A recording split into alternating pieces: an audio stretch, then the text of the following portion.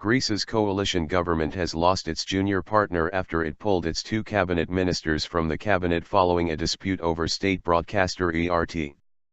Democratic Left Party officials said on Friday that the ministers of Justice and Civil Service Reform would resign from the 17-member cabinet of ministers within the day.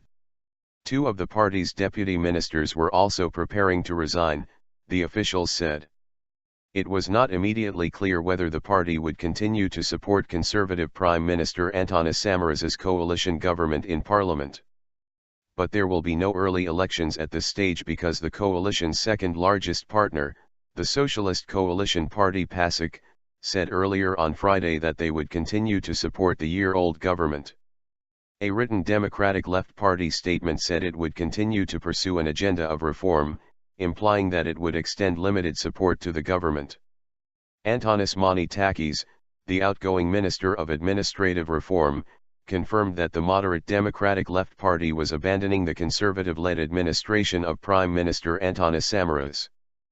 Following the party's decision to withdraw from the government and withdraw its ministers, I will table my resignation to the Prime Minister, Samaras said after a marathon party meeting. Slim majority. Samaras's three-party coalition has 167 seats in the 300-member parliament, including the 14 politicians from the Democratic left. The government would be left with a slim working majority of just 3 politicians if the Democratic left withdrew its support. Al Jazeera's John Saropoulos, reporting from the Greek capital, Athens, said that Greeks were fed up with the government but they wanted stability, not more elections. The feeling here is a very uneasy mix of anger and frustration, he said. The crisis in Greece saw the country's borrowing costs spike on Friday and shares on the Athens Stock Exchange were 3.2% lower. The interest yield on the country's benchmark 10-year bond, an indicator of investor confidence in a country, spiked 0.80 percentage point on Friday to 11.35%, underscore the highest in 2013. Shares on the Athens Stock Exchange were down nearly 3% at midday on Friday. Samaras's coalition parties failed to resolve the dispute over broadcaster ERT following 3 meetings this week after the High Court ruled the decision to close it unlawful. Bailout targets.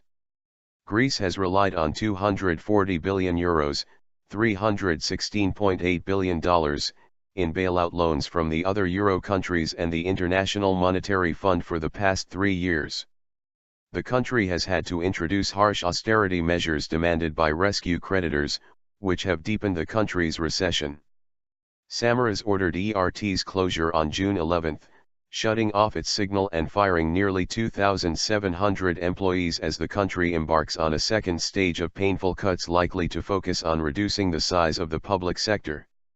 Debt inspectors have suspended a review of Greece's public finances amid the political crisis, while the IMF warned Thursday that loan payouts could be affected if that review does not restart soon. If Greece falls further into political crisis, it could miss some of its agreed bailout targets, which could force the creditors to withhold paying out the next tranche of loans.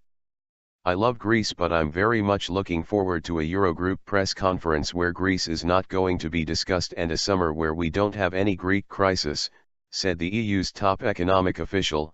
Olli Rehn said on Thursday night at the closing of a meeting of Euro finance ministers. I want to appeal to the sense of responsibility of political leaders in Greece.